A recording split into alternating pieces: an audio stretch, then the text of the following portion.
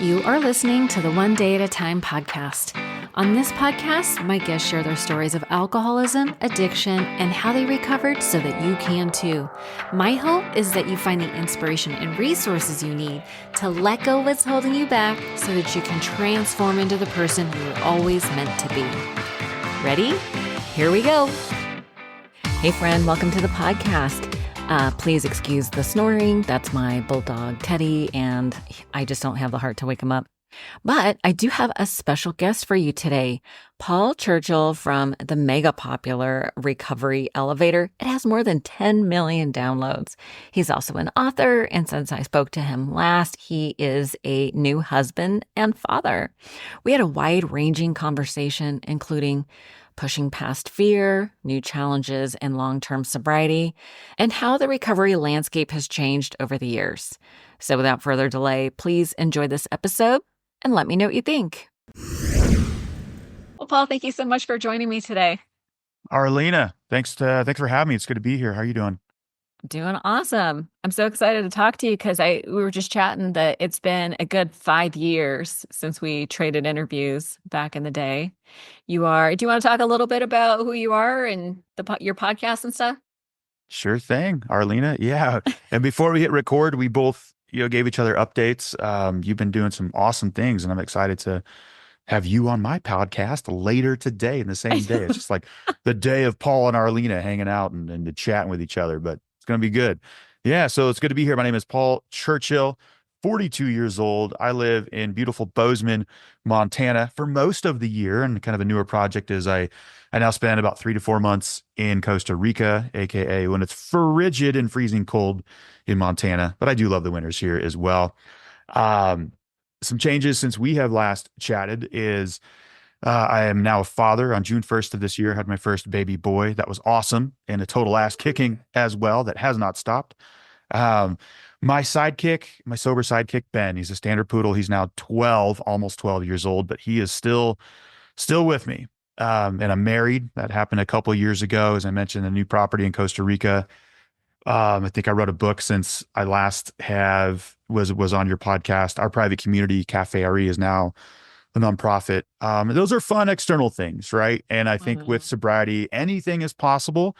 But I think some of the bigger wins has been internal, where there's just a little more inner peace. I wish the progress was more notable and faster, right? But I've just noticed there's a little more inner peace. There's definitely more patience with myself and with others. And again, having a young kiddo in the house or an infant in the house, that's the ultimate teacher in patience. But there's been an overall greater acceptance over the years that have passed without alcohol, acceptance of what life is. I know, Arlene, when I first started this alcohol-free journey, and especially while podcasting, if I had a negative emotion or like a string of them or like a day or two that sucked, I always thought I was doing something wrong. And it was like a back to the drawing board type thing. The new program, I got to watch this video, that, which there's still room for that. But I've realized that, shit days are just a part of living a human life. And sometimes, there's a phrase for it. You wake up on the wrong side of the bed. But what's neat is the circuitry is deepened inside of a drink. Won't make any of that better. Sometimes I reach for an occasional maple donut or have like an extra cup of coffee. There's like addictions light going on. But overall, as I mentioned, like there's been a wonderful expansion in my life. And I know, Arlena, on this podcast, you've said it, heard it, probably in the space, the opposite of addiction is connection. And me getting married and having a kid, like those are the pinnacle in that category. So I'm real happy with myself. I've also had to push through a shit ton of fear the last couple of years. I almost sent my wife home after 3 days of visiting me. This is like 3 or 4 years ago. I was just too nervous, couldn't handle it. But here we are. Yeah, I'm happy to be here with you. That's amazing.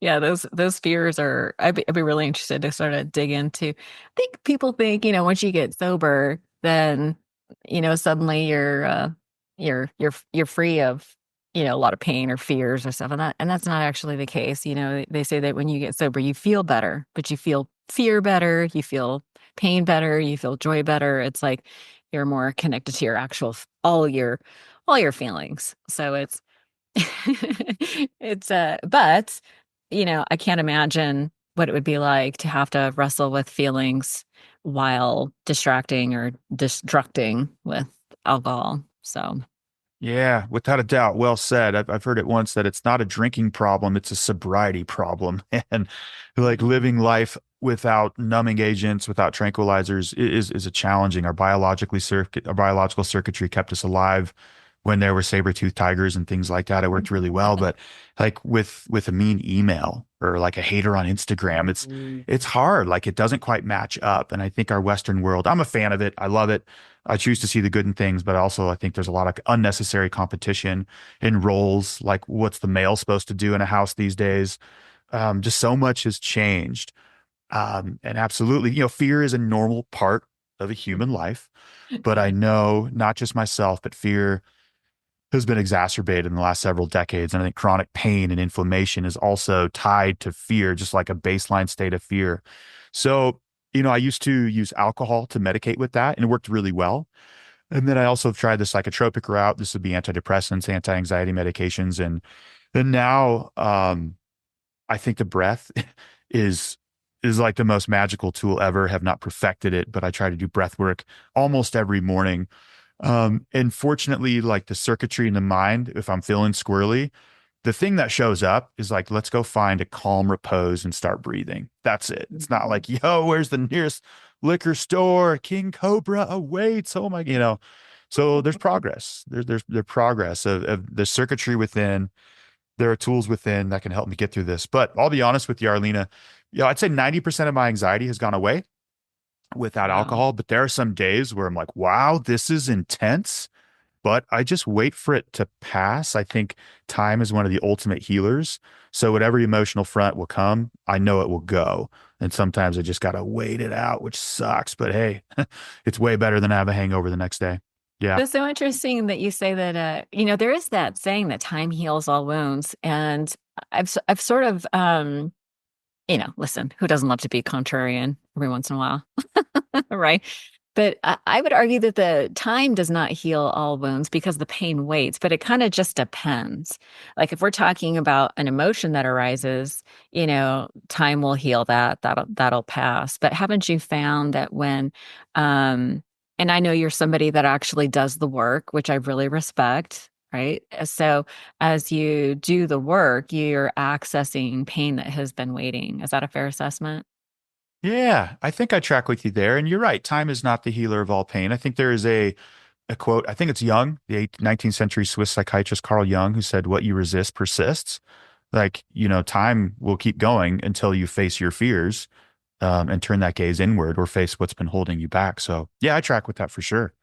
Yeah, I think that the time differentiation thing is what's important. Like, man, I don't know about you, and I think you'll probably learn this from your son. Sometimes a snack and a nap will heal all that ails me. Yeah, sometimes it's so simple. There's the acronym hungry, angry, lonely, tired, like HALT. And I heard somebody add boredom and stress, like HALT BS. I'm sure that could keep on going. Oh, Yeah, that's fun. sometimes it's simple. It's like I've tried everything except eating an apple and going to bed at a reasonable hour. You know? I remember hearing the halt, and I'm like, you mean hormones, assholes, losers, and twats? What? Like, that's not it. No, Yeah, no, yours makes more Arlena. sense. Yeah. Yeah. Maybe that's cause and effect. That's the cause. And yeah, good times.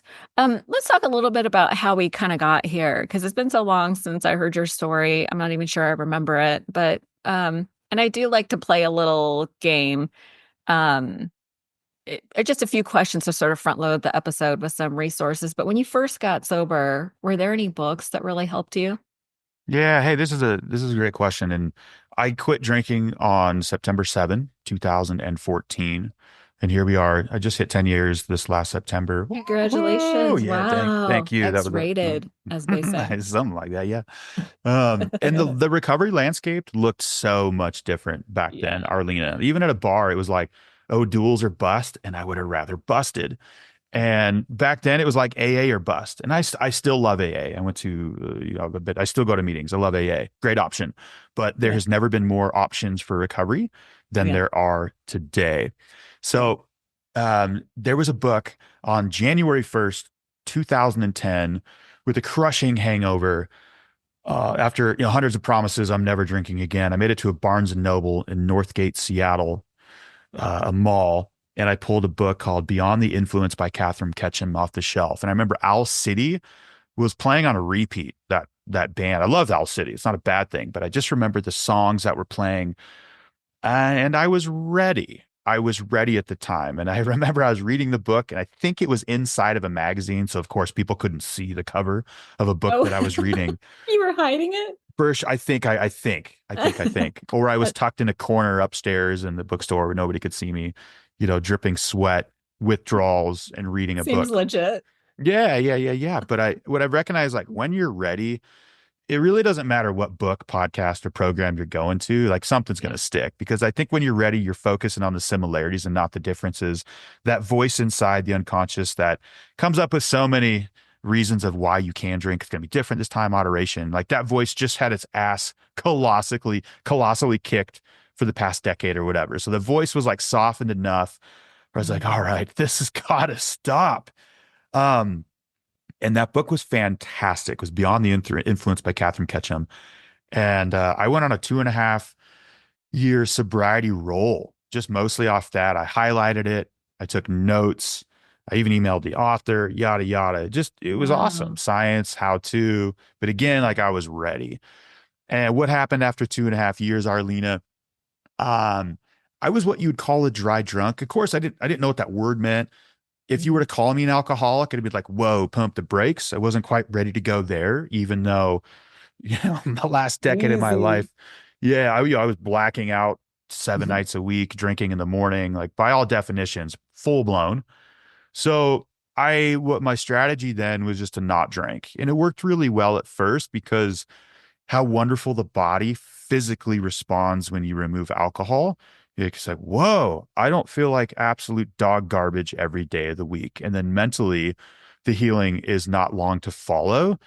So I was feeling great for like the first year and a half. And then I remember the last year got a little lonely, like trying to be sober in a mostly drunken world and you're not attending AA or you're not investing in an alcohol-free community, eventually, like you're going to get tired of it. And there's a barrage of unconscious and conscious messaging that hits us at all days. I've read that's like at least 50 times a day, you see an advertisement for alcohol, TV, Instagram, it's just there. That Yeah. number seems high to me, but I've read that stat a couple times. So after 2.5 years, I went to an AA meeting to support a friend. Like it wasn't even for me. Of course. Yeah, asking for a friend. And in that interview, since my friend was new and struggling with alcohol, it ended up being a first step meeting. And those usually turn into drunkalogs. Mm. And I heard stories in the meeting of people who had gone to prison, multiple DUIs, lost families, job divorces. Somebody had killed a person in that room, had done a long time in prison. And there was this part of me that was like, whoa, none of this shit has happened to me. Keyword yet. There's no way I can have a drinking problem. And I was drunk, I think 2 nights later, I drank all the alcohol in my house, including my roommate's bottle of champagne from his wedding that he was saving as a memento. My bad, Nate. And we're still buddies today. And then at like 2:30 in the morning, when you can't buy alcohol from the gas stations anymore, I was Googling if I could drink rubbing alcohol or hydrogen peroxide to keep the party going. And thankfully I didn't. Like Google was very clear, like, yeah, don't drink this. This will F you up.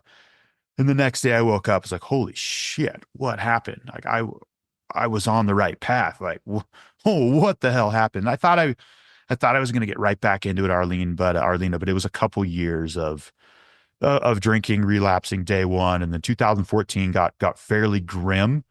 It's a DUI on the way to work that summer. A lot of those yets that I previously mentioned, you On the know, way to work. yeah, on the way to work. Yeah, but luckily at the end of that year on September 6th, I had my last drink. In fact, I dumped it out. It was half of a drink. And I just knew there was a knowing if I continued with that drink, I probably would never get back on it. And I dumped it out and I left a camping trip where all my boys were. It sucked. It was not fun, but I knew what I had to do. Yeah. And what did you do right after that? I went home. I went home and lived to see another day. right? Because I knew Yeah. if I stayed on that camping trip, what would happen that night, the next night, the following night, and probably the remainder of my life, which would have been short after that. Yeah. It would have been suicide. It would have a drunken driving accident. It would have been there was chaos at the end, and it's a very similar response to a lot of people at the end. I was so sick and tired of being sick and tired. I could see the body was almost manifesting ways to speed the process up to get me off the planet. Um, yeah, I was walking outside and it'd be dense in my car. It was the end was near. Yeah, yeah, yeah. And I think if you do roll with this long enough, it's almost like a grim phrase. You're either locked up, covered up, or sobered up. And I was getting to the point where like, wow, I'm not far from any of these right now. Like, which one is it gonna be? Yeah. And so did you go back to the 12 step meetings or what did you decide? How did you get sober again? Yeah. Um, and previously before that, about 6 days before my last drink, I was DJing a wedding drunk. I used to be a wedding DJ, best job ever. So fun, a lot of cake. But I was covering up one eye while the bride and groom were walking down the aisle so I could see my computer screen so I could pick the right song. And I did. There's three songs for the wedding ceremony. I got it right. But I remember in the ceremony, I took four I drove to the wedding drunk. I had a broken tail light. I had gotten a DUI about a month before, and I'd spent the night in a suicide jail-proof jail cell. So there's like chaos ensuing. Um, yeah. And I remembered at that ceremony during cocktail hour, I had 4 glasses of wine. I just kept taking them off the server's plate when they walked by. And I was already tanked. And there was this knowing inside of me, Arlena, that's like, Paul, you're not going to finish this wedding. Like, you're going to ruin this wedding and your life. You have to do something right now. And the universe was also on board with that plan. I had a DJ company, so I had several DJs, and one of my DJs had just finished a nonprofit event, like right down the road. So he came up, filled in for me. I had a friend drove an hour to pick me up at the venue, drove home, and I just lost it in the car. Like I fully surrendered, made the decision, like I'm going to rehab. And I called, no one was picking up the phone at that time of the night. And then the next morning, Arlena, I remember I woke up and I heard the birds for the first time in so long out the window. As I heard the birds, and my parents called me back and they're like, "Hey, it's 78 missed calls. You okay there, buddy?" And it's like, "Hey, I might need to go to rehab, but let me sit on this for a day or two." And I was sober for I think 4 or 5 days, and then I mentioned that following weekend at a camping trip, I had a half of a beer, dumped it out, but I was ready. Like there was a window of clarity. I knew full vision of what was going to go down if I kept going down that path. So to answer your question, I did. I went to AA. I did everything they said. Got a sponsor. Went to 90 meetings in 90 days. Said all my predispositions about the program. Yeah, I'm the smartest guy in every room I go into. It sucks. I'm kidding and not kidding. Um, and I just went for it. I did it. And then another part of that, about 2 months in, I am a big fan of podcasts. I was outside of an AA meeting about 2 months, hiding behind a pine tree. And the voice, thank you, stigma, and the voice of like, you know what, you got this. Was it really that bad? Was chirping loud. And thankfully, a bigger voice said, Paul, you're going into that meeting and you have to do more. And that was the idea of when a podcast showed up. Because there was also this realization of like, this is bullshit. I'm standing behind a pine tree because of a stigma about what people think if they'll see me. Yet so many people struggle with alcohol. Yeah. So many people. It's like, this is BS that it's so secretive, that it's so hush hush. So I'm going to create a podcast about sobriety to create accountability, which I selfishly did. And if people listen along the way, then that's great. But I didn't really care who listened. And I just rolled with it. I made it a commitment for 52 episodes. I'm really happy I did. There were no sponsors the first year or two. Um, Stats show I should have crashed and burned in front of a public audience, and there is still time for that. But 10 years later. I mean, it can, yeah. Not to say like I'm on eggshells like any day, but I don't want to look in the future when it comes to sobriety. I've made that mistake before. Yeah. But the accountability worked. It did. It did. And AA worked, and the support of friends worked. And Yeah. me burning the ships in that format really worked. Like I couldn't unhave those conversations. And even going back a bit more, when I burned the ships, Arlena, to my parents, my brother, and my best friends, there's no coincidence that my sobriety date landed shortly after that. Yeah. Yeah, it was just me getting fully honest with myself, others, and putting things into the universe that were different than drinking. Like I'm trying to create a different reality in the quantum field, as they say, that doesn't involve a shit ton of alcohol. Yeah. Um, and the universe responded. Was it easy? Of Yeah. course not, but here we are. Yeah, 10 years later, that's amazing. Now, I remember when we first talked, you were talking about how early it was in sobriety that you started a podcast, and I just thought that that was really brave, and I really appreciate the act of service, right? That's ultimately what it is, and I was sort of indoctrinated into this idea of I was a little confused about, like, some of the traditions about maintaining my anonymity, and and and so it took me a minute to come to the conclusion to do the podcast, like, you came to it much quicker than I did, and I think there is such magic in sharing the beginning part of the journey because that's what really people resonate with. Do you feel that after 10 years of sobriety, people still connect with your story in the same way, or do you feel like it's changed a little bit? Yeah. Yeah, good question. And I was either brave or stupid to launch a podcast, with 6 months of sobriety. In the AA thing, yeah, I went through that too with the anonymity, and I've had a lot of flack from people in AA, but I've also had a Have lot of, you? yeah, like over the years, and I've had a lot of love from people in AA. Yeah, Um, and it all comes from love, and like the people even that give me flack. And there's a line in As Bill Sees It that's talking about anonymity, and I printed it out. This is like 7 years ago, and taped it on the wall and basically saying like Bill W would be totally cool with it. Right. yeah, It's anonymity is whatever is said in the meetings has to stay in the meeting. Like it's got to be a safe container. That's the part. But yeah, a lot of Bill W sponsees were out speaking about AA. It doesn't mean you can't talk about your sobriety out loud. If you think about it, like right. how did anybody hear the word of AA? Anyways, There's love the commercials. There's AA commercials, which I think are funny. yeah. Like, I mean, a lot of it, let's all calm down. and a lot of those criticisms that I can see now are like fear from their part. Well, that's it. And Yeah, that's okay. I think uh, people are still listening to the RE podcast. I think my jokes have improved, maybe. I don't know. I think, but it has worked. It's been downloaded over, millions and millions and millions, whatever, a bunch of times. And it's worked because I think people can sift through bullshit pretty quick. Like yeah, if people have asked me, "Hey, how do you start a podcast?" And if the motivation is for money, then that's not going to work in the long run. And nothing wrong with that. But I think it has worked. We do have, because the motivation is still there. I get emails all the time about people are struggling. There's a motivation that puts me behind the mic to help. I think our species is struggling today mhm, and in this day and age, like no other. And I'm not like getting on this pedestal. It's like in my day, but there's a lot of data and facts that human beings are struggling. yeah, We're in a period of de-evolution, at least in America, where the life expectancy is dropping.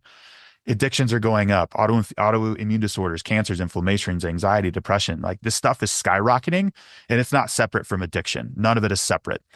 And so there's a part of me that wants to help. And this is how I know how to help.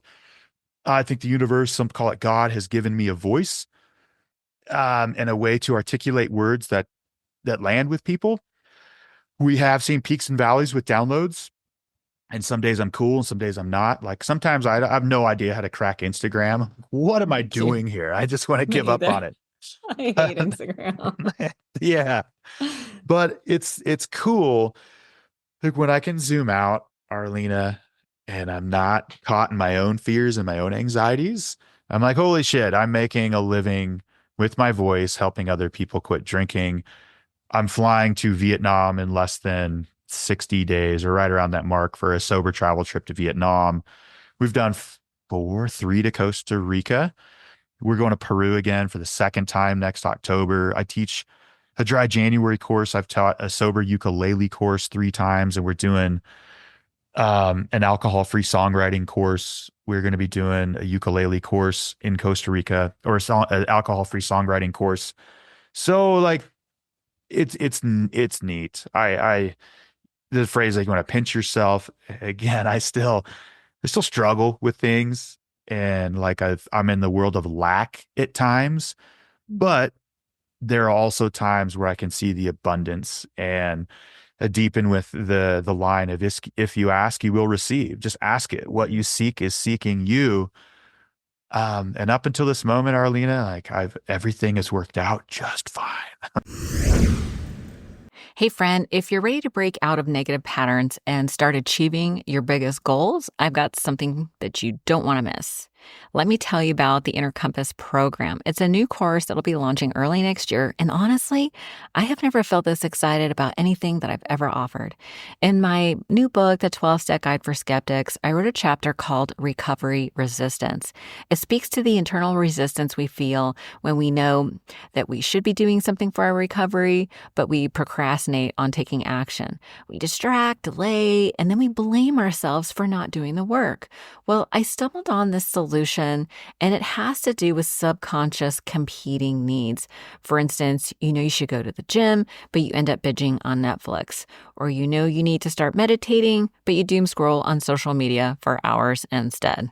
Listen, I've totally been there. These are examples of internal resistance. So I'm creating a powerful program to teach you the skill of resolving that resistance. It's the work that allows you to do all your other work. But since it's not ready yet, I created a free PDF with a journaling exercise to get you started. Just visit innercompassprogram.com and download it today. Now, back to the show. Everything's fine. Yeah, it's funny how that works. Um, so you have been doing things what I would consider to be like, what's the right word? Like, I don't like extracurricular.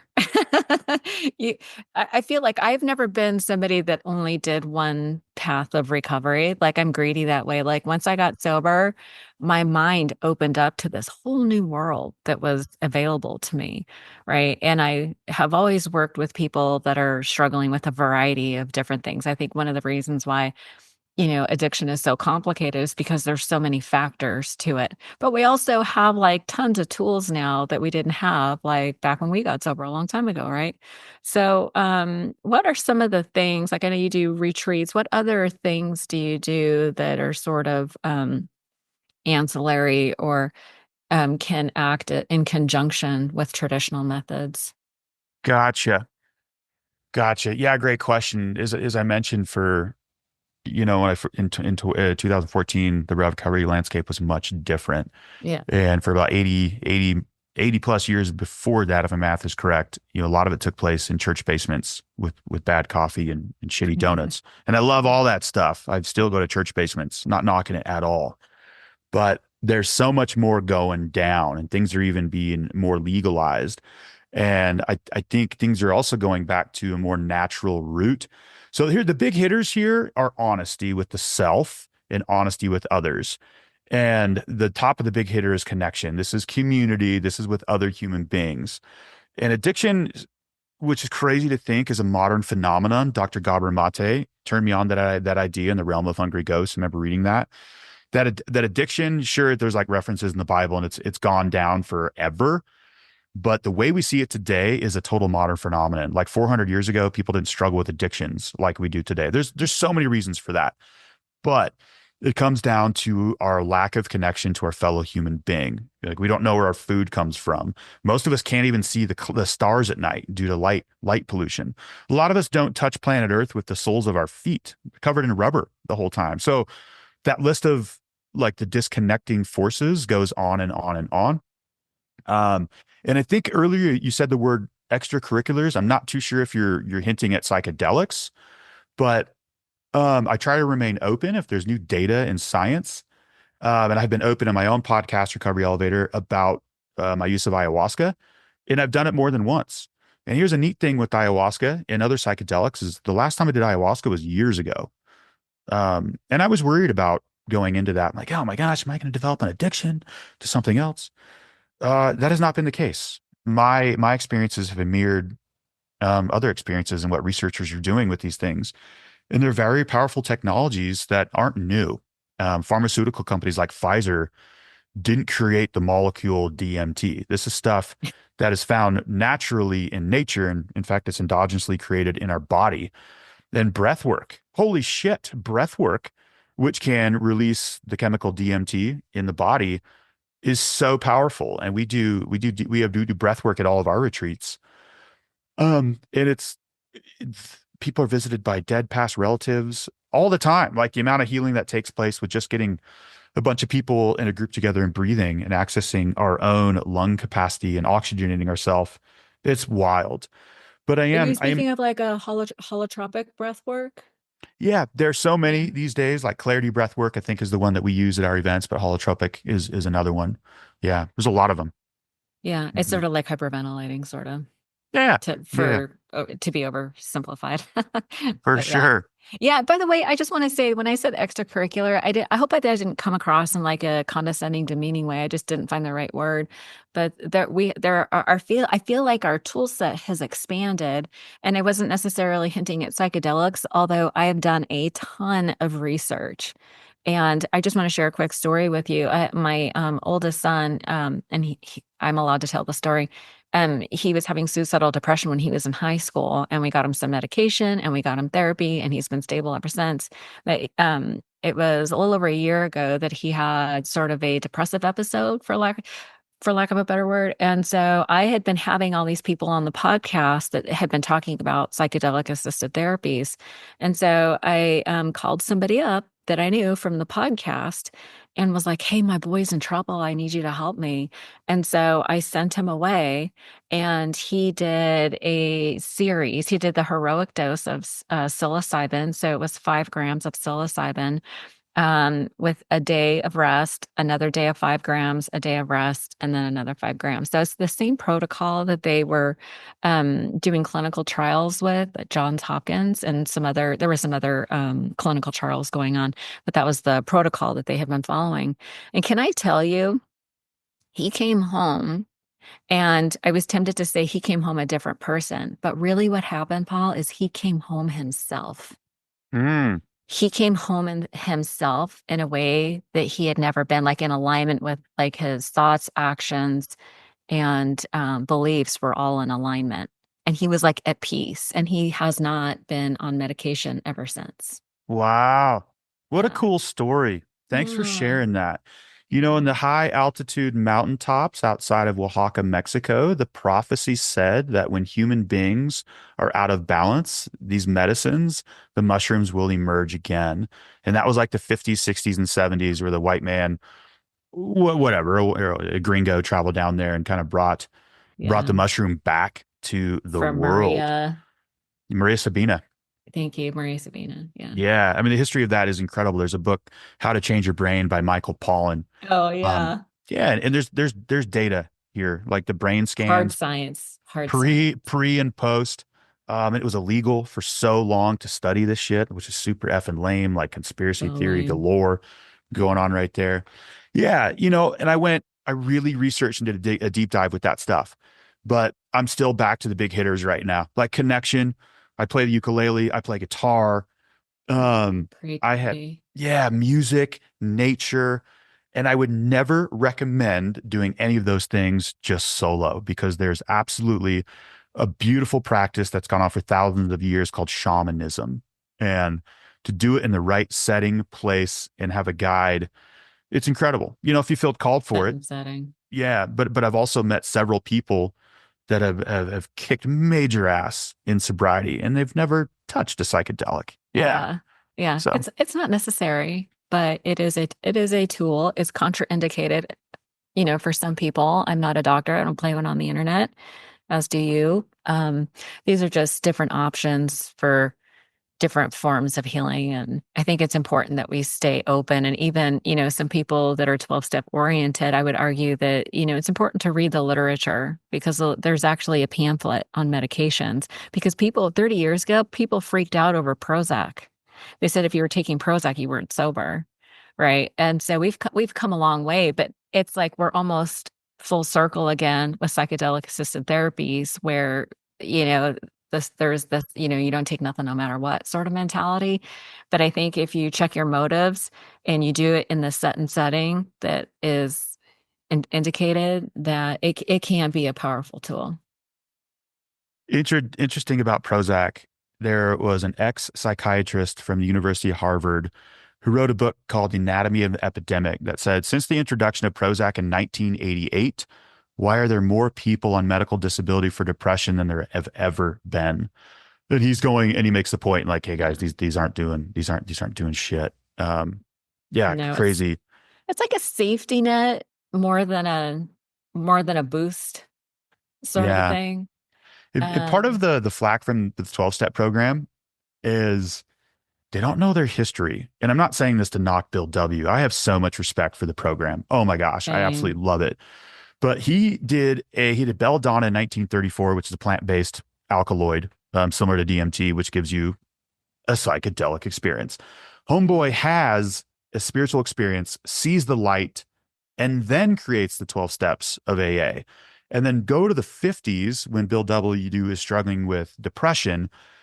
He frequently visited clinics in Canada that did LSD treatment, which is another plant-based, naturally occurring alkaloid in nature. It's the street word is acid, right? But it's still a natural compound that pharmacies cannot patent. And he actually tried to make LSD part of the program, Yes. Yeah. which the board said no. And I think it's the right move. But Arlena, there have been a Yeah. lot of times where I've played this scenario, like role playing in my head. If someone's like, well, you're not sober, you're doing ayahuasca. And I'm like, well, what would you tell Bill Duff? And that's never Yeah. happened.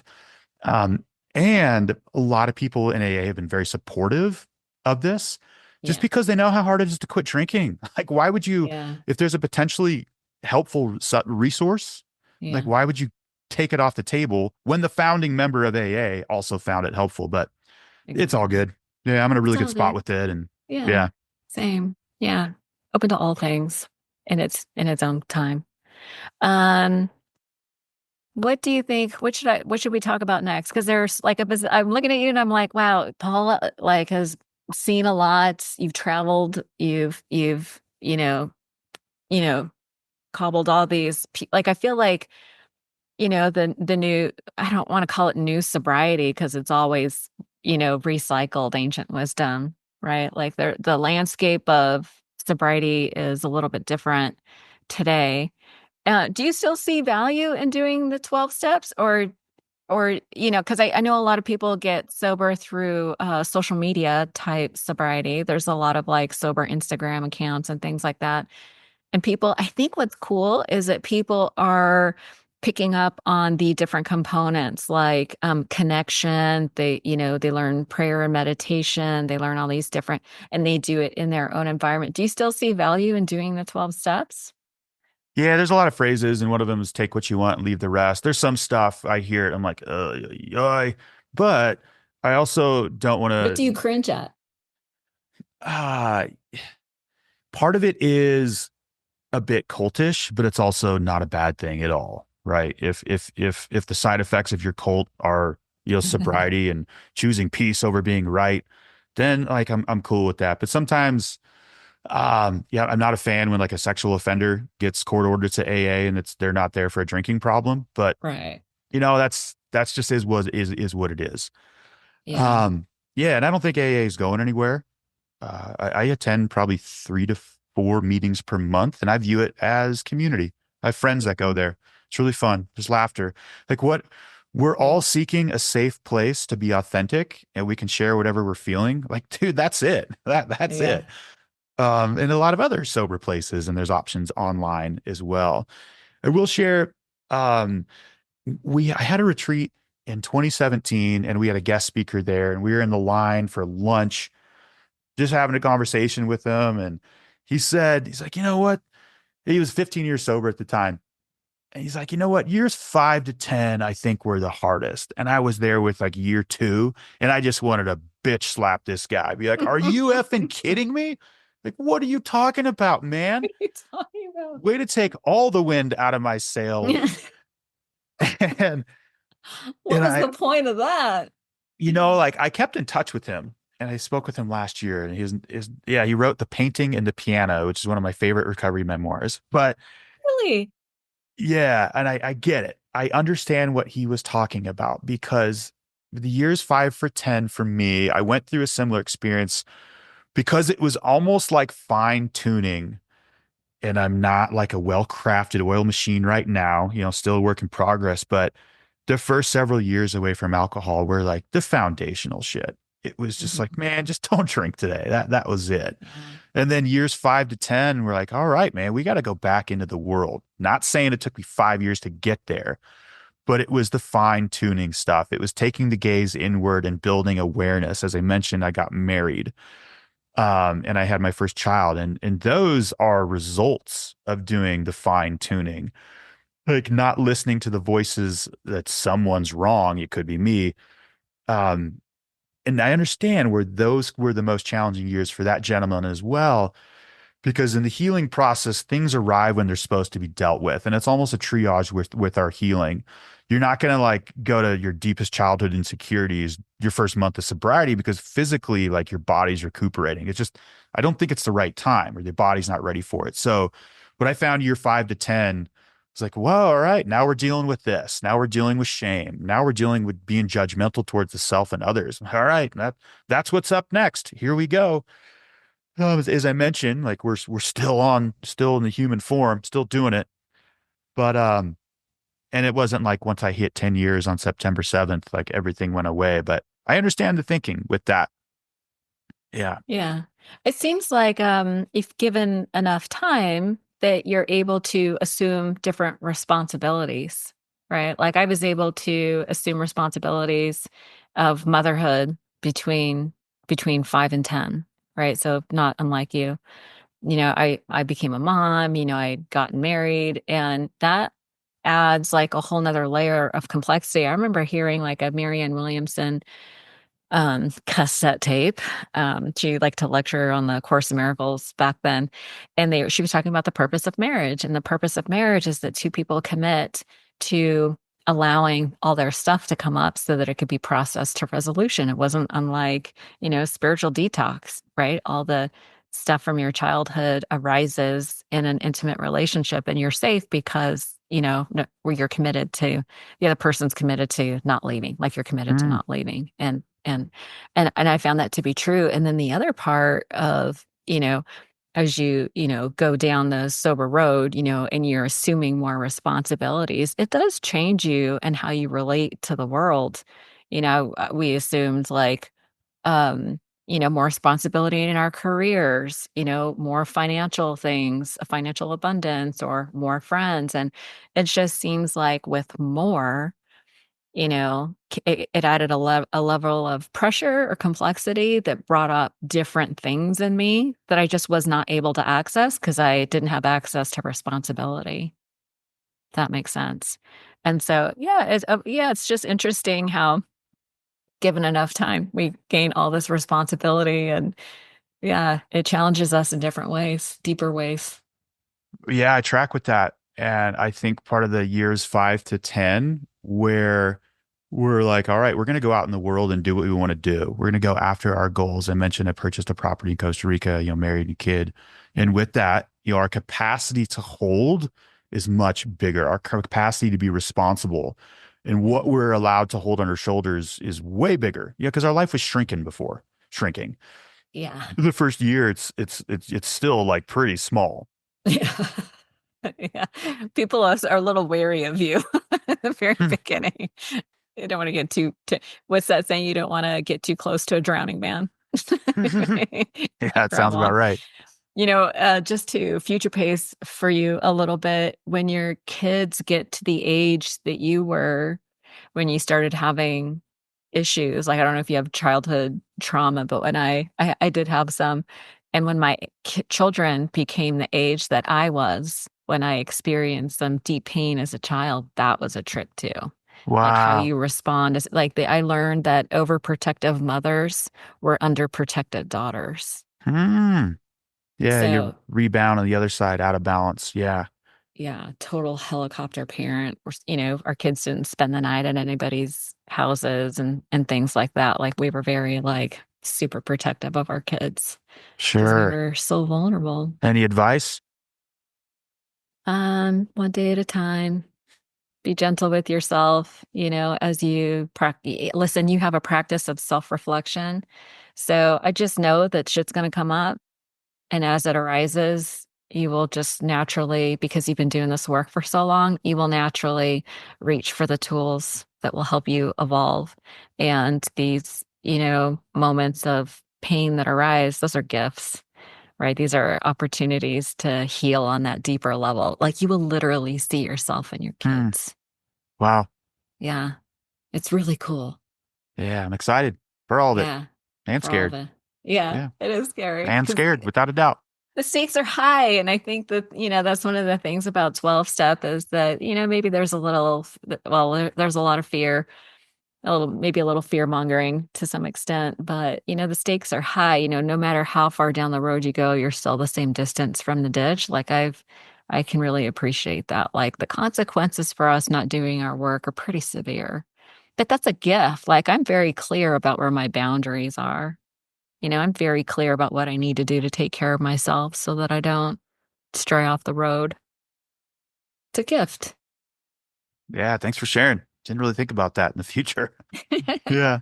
Just to prep you a little. All right. It's gonna be good. Well, Yeah. listen, what kind of stuff? So you have a retreat coming up in Peru. What do you guys do on retreat?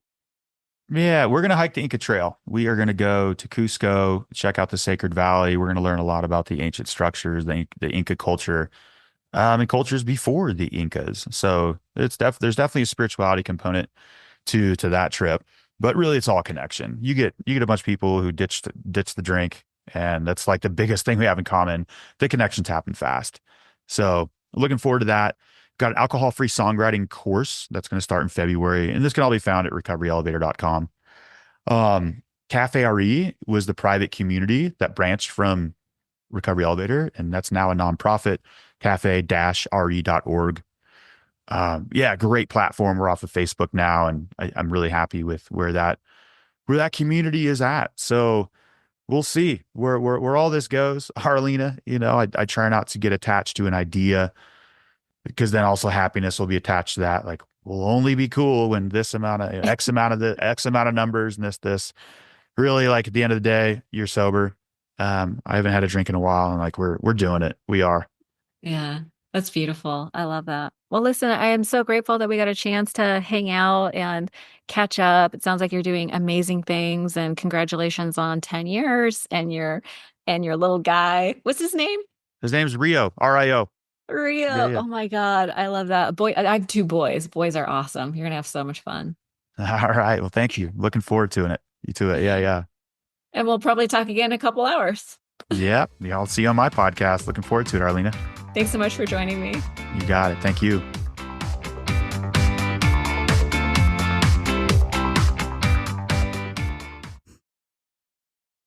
One last thing before you go, you can follow the podcast on Instagram for daily inspiration at ODAT Podcast.